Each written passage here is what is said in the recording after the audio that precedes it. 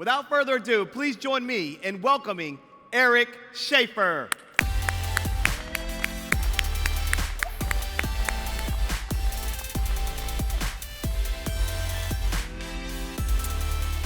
Right, good afternoon. Maybe something Mario forgot to tell you is I am French. And so I can take a French accent for about 30 minutes, but I think you will get tired of it. So I'll try to switch back to English. So I think I just want to build on what Bob said earlier from Rockwell Automation. I think you all agree that we're well beyond the days when executives worried about why and when digital would transform their industry. I mean, manufacturers, you guys, are leveraging these digital technologies to drive unprecedented levels of efficiency in your operations. But you're also leveraging the same technology to transform your products into smart, connected platforms. So I think it is fair to say that the post-digital era is upon us. Now, in a post-digital world, it doesn't mean digital is over, but it's no longer a competitive advantage. It is just the price of admission. Now, in this world of the new, consumers, but also businesses, are less interested in the product, or the product features, or even the service wrapper, than in the experience or the outcomes delivered. This is what we, consumers, and we as businesses are really looking forward to, the experience and the efficiencies delivered by the products. Now, what are the impacts? Well, this is forcing manufacturers to completely reinvent their products and revisit their go-to-market strategies. And this is going to be the main topic of this talk today, reinventing the product, the living product. Now, I think it's fair to say that industrial companies, manufacturing companies, are at the beginning of their digital journey. And I think Bob hit on the point that there's a lot of proof of concept, some are going into MVPs, but there's not many companies out there that are scaling these technologies across their manufacturing plants and all of their products across R&D. But there's some industries that have long started this rotation. I mean, electronic and high tech is clearly one. So are there any lessons learned that we can take from this? Well, the first one, that high tech. This is an industry where the product manufacturers are being crunched from both ends of the value chain. Much of the innovation today in high tech really comes from the component and the platform providers. Not so much from the product manufacturers anymore, but it was just the other way around only a few years back. What has happened? If you look at the R&D spend, product manufacturers spend on average 7.5% in R&D. Platforms spend close to 14%. And component providers up to as much as 18%. Now, I'm not saying that there's a direct link between the money you spend in R&D and innovation, but nonetheless, if you don't spend any money in R&D, you won't get a lot of innovation. What has happened in the market also? Well, profits in the industry, high tech, have increased by over 60% between 2012 and now. This has greatly benefited who? The component and the platform providers. The product manufacturers now only capture 25% of the industry profit. In 2012, they captured 36%.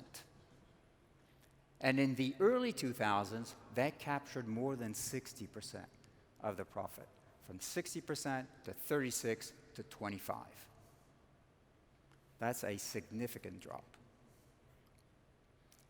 And if you look at the future, The market, on the other side of the chart.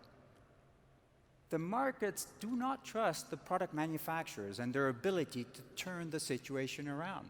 Look at the negative future value of the product manufacturers versus the positive future value of the component and platform providers. Remember what happened to the PC industry a few years back. Where did the value go? It went to the chip, and it went to the software. Software which, by the way, is platformed nowadays. Is this what's going to happen to industrial companies? Just imagine what this would mean for your company, for your products, for your services. Well, it is happening. It is happening. Look at what's happening with automotive. I mean, disruption is building big time in automotive with CASE, connected autonomous car sharing and electrification. We're even seeing the premises of this disruption happening in industrial machinery. So I think for a fact there is not one industry that will not be disrupted by the pervasiveness of digital. If not today, tomorrow. So clearly, business as usual is not an option anymore. So the question you might have is, so what's the main driver of this transformation? Well, I've got a strong belief that it is the product. The product, smart and connected, is at the core of the transformation of the industry. Products will be completely reinvented. I mean, from pumps to industrial machinery, to construction equipment, to agricultural equipment, to boats like Beneteau, to cars, to medical pills and treatments, machines, devices, asset, products will communicate, will adapt to context, will exchange terabytes of data via software platforms across the entire value chain. So we are entering in the era of living products.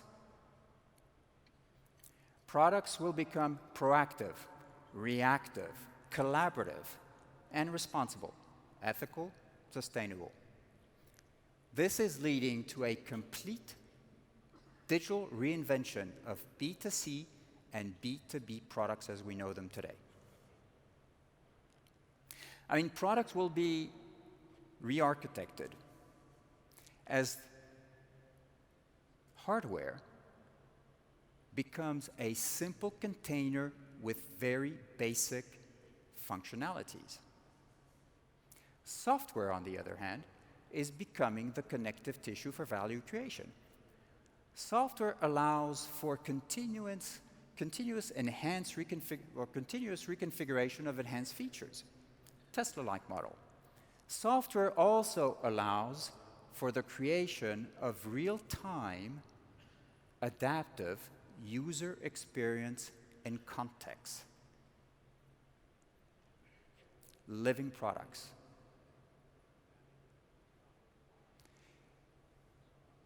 What are we seeing in terms of the technologies?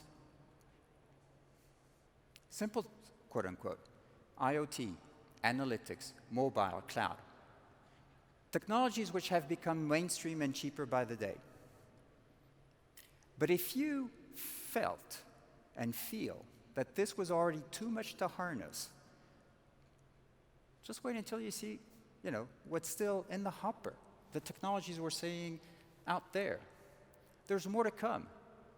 Robotics, autonomous, AR, VR, AI, deep learning, 5G, quantum, 3D, blockchain, just to name a few. So it's not Industry 2.0, nor 4.0, it is Industry X.0. As waves of disruptive technology continue to flow in, it's a bit like the tide. You can't turn it around. Digital is overtaking the industrial product as we're seeing the value of the product shifting from hardware to electronics, that was many decades ago, to embedded, and now to digital. This is where the value of a product lies.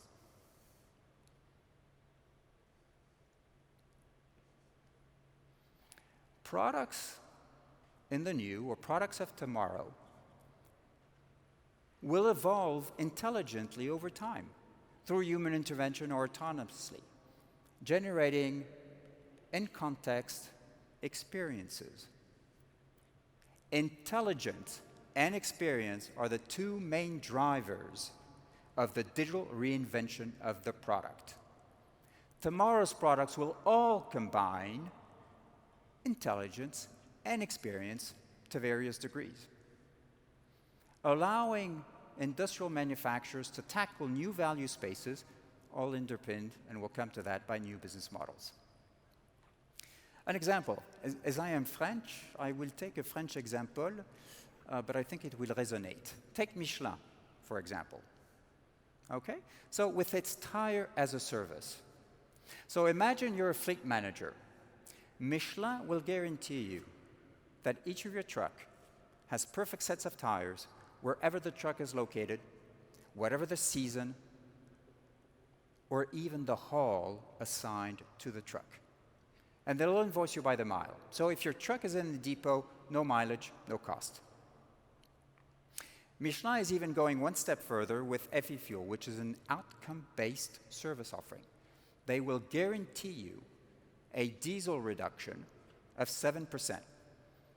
That's on average $3,300 US, saving per truck per year. They save you more, they get a bit more.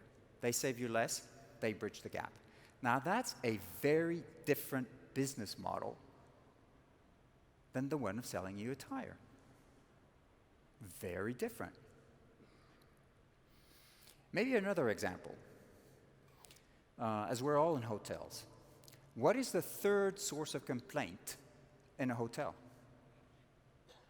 The shower experience. You know, you turn the knob, it's either too cold, you turn it the other way around, it's too hot. Everybody takes their shower between 6 and 7. You turn the knob, there's no pressure. And then when you're full of soap, you turn the knob, but it doesn't turn. So slippery. So this American plumbing company that makes shower heads is moving towards an outcome-based model. They will be selling hospitality chains a shower experience, a delightful shower experience. The hotel is looking at the outcome, the consumer is looking at the experience. But what does it mean? It means a new product. It means you need to manage the whole end-to-end system, the pressure, the temperature, the leakage. Very different business than designing and engineering shower heads, but highly profitable. Now, marrying the progression of the product along the intelligence continuum, that's the x-axis, with the evolution of experience, that's the y-axis, is a journey. But this progression transforms into exponential change, with products becoming intelligent and autonomous. And the higher the IQ, the intelligence quotient of your product, the more digital technologies you'll find in the product. But moving along the y-axis, from outputs to outcomes, and that's, let's be fair, another major shift for manufacturing companies. Products are consumed as a service. They become one of the many parts of an ecosystem, either at the core of the ecosystem or at the periphery of the ecosystem. Some will even morph into platforms.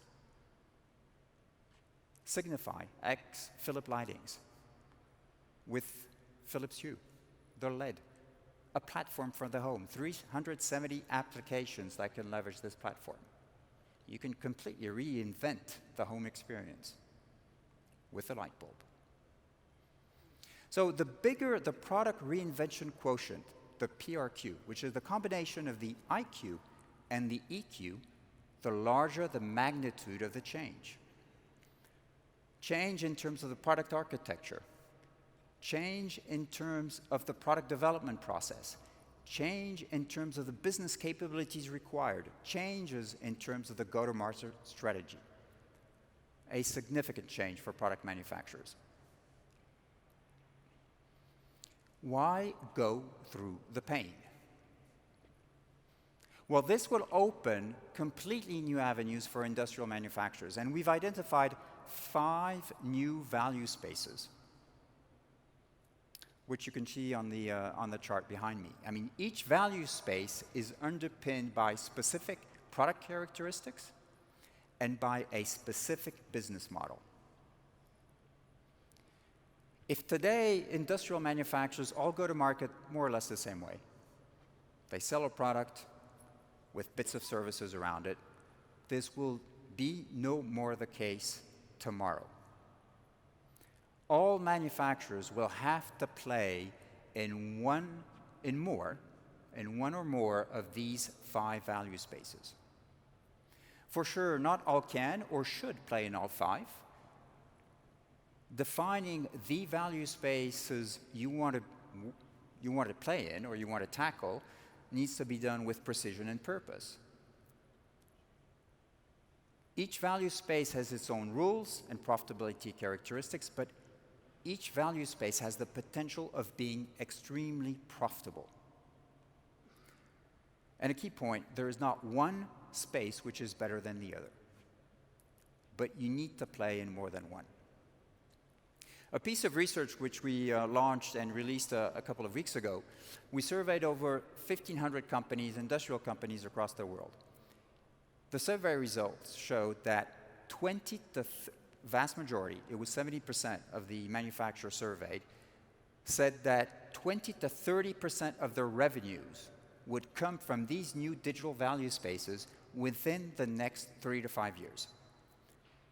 That's not anecdotal, nor will it happen by chance. So let's see what a few of these companies are doing.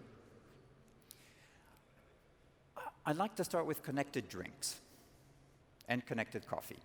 So I'm a bit jet lagged, so I'll go more on the coffee than on the cocktails. But DrinkWorks, which is the B2C example. DrinkWorks is a joint venture between AB InBev and Keurig, which aims at transforming the in-house cocktail experience. So in-home consumption in the US and in Europe is mainly dominated by beer and wine because of convenience. You just open the bottle or open up the can, while cocktails and spirits perform on premise in bars and restaurants and clubs. Now with DrinkWorks, this little machine that you can see on the Accenture booth, no more intimidation because you don't have all the right ingredients at home, because you don't remember the right mixology, or because you don't want to cope with the messy cleanup after you got that cocktail out. What you do now is you take a little box, you open the box, you take a pod, you put the pod in the machine, and in less than 60 seconds, you've got the perfect cocktail. Right mixology, right ingredients, right temperature, right size of bubbles. In less than 60 seconds. This machine is completely transforming the cocktail or the in-home experience. It's connected, it's smart, it's data-rich, it's open to many brands, it's becoming a platform for the home experience. So the product was launched last November in St. Louis. That was a test city. It was a tremendous success. Over 6 months of inventory sold in less than 2 weeks. It's now publicly available in Florida. It's coming to Missouri. You'll have it in California pretty soon. Smart connected machine. Let's look at something maybe slightly more complex. Amazon Echo.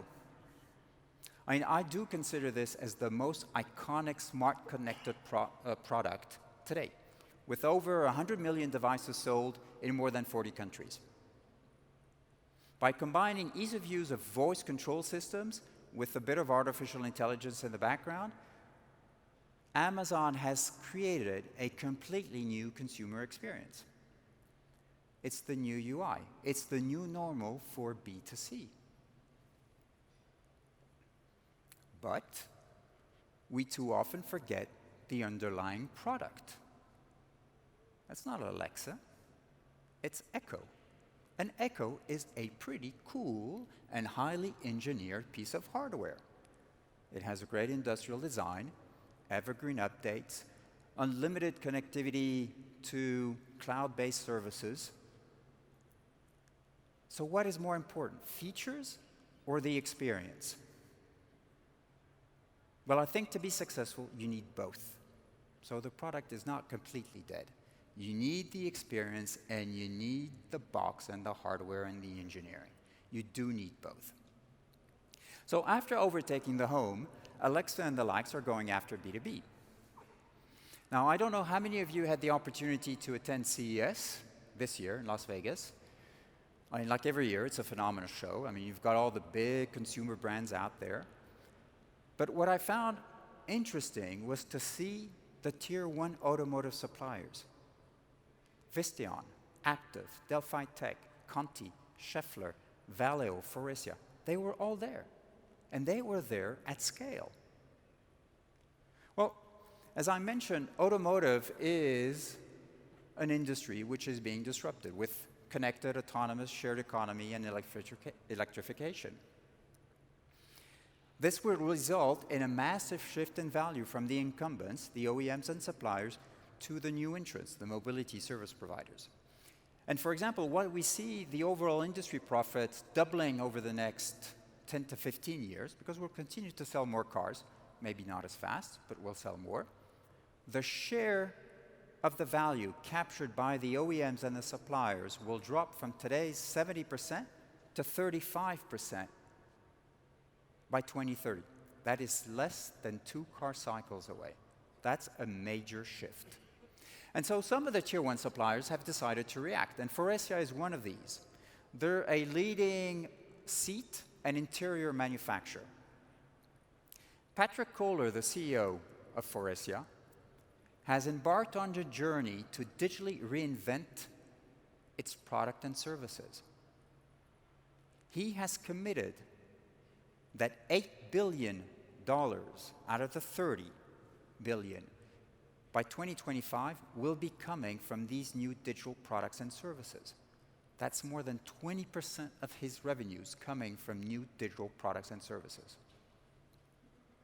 So for those, if you had the opportunity to be at CES, you might have seen some of their new innovation. Sound surfaces for door panels. You don't need audio speakers anymore. The sound comes directly from the door panels. The sound bubble, powered by Alexa. 5 people in the car, 5 independent Alexa environment. The reconfigurable and adaptable interior based on your mood. Relax. You're sharing your car, so the interior reconfigures to bring a bit of intimacy between you. Or you're working on the go. Completely reinventing the experience, the product, the interior of the vehicle.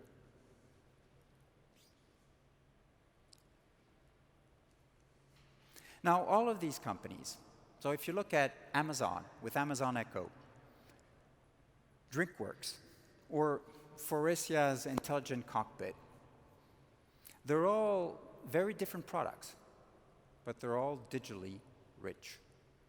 And all of these manufacturers have had to reinvent the way they develop these products. Reinvent, rethink their engineering, rethink their manufacturing, rethink their product support, their services approach. New approaches, new ways of working, new tools. And here I make a connection to Jim's opening speech around the digital twin and the digital thread. New technical disciplines. And remember, the higher the PRQ, the product reinvention quotient, the larger the magnitude of the change it calls for. So we've identified with my colleague, and I'll come to that, 7 capabilities which are critical when embarking on the journey towards smart connected products. I mean, engineering product development must become iterative, agile, open to the outside, to let that innovation flow into the organization. Data becomes the key input. I think that links back to Bob's earlier comment. Trust and security, the biggest asset. But let's not underestimate the breadth of the change. It's the whole enterprise that needs to change. It's not just R&D. The whole enterprise must become fluid, agile, customer-led, innovation-led. All of these words are important.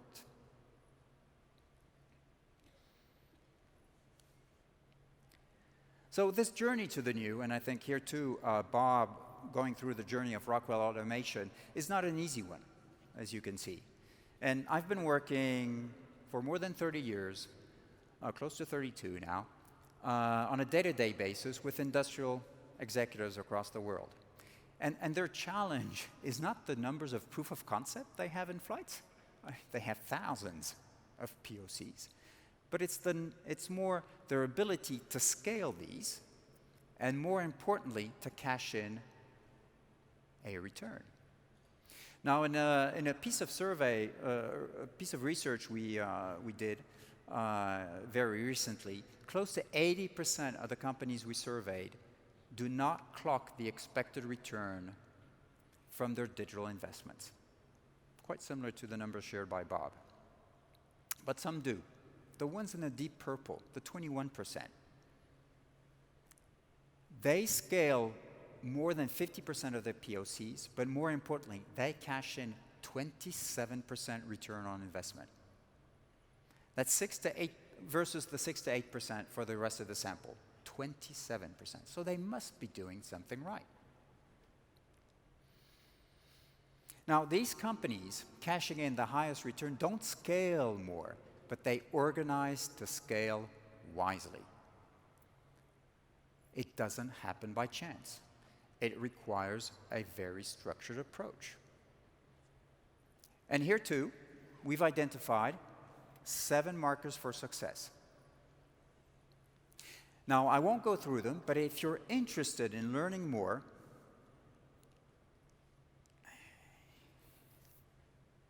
I'd recommend this book. I read it. It was okay. It's well researched. It's called Reinventing the Product: How to Transform Your Business and Create Value in the Digital Age.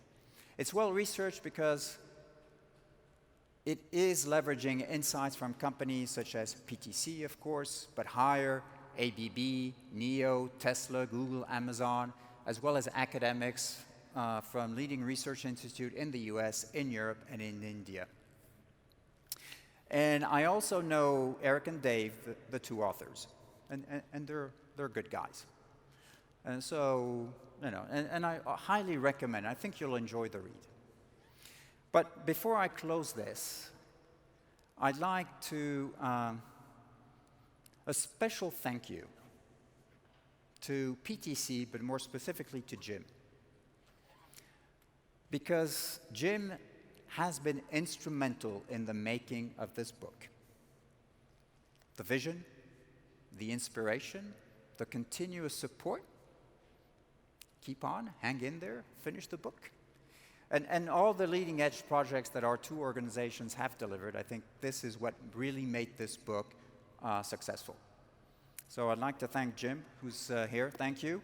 And I'll close the talk here. Thank you, guys.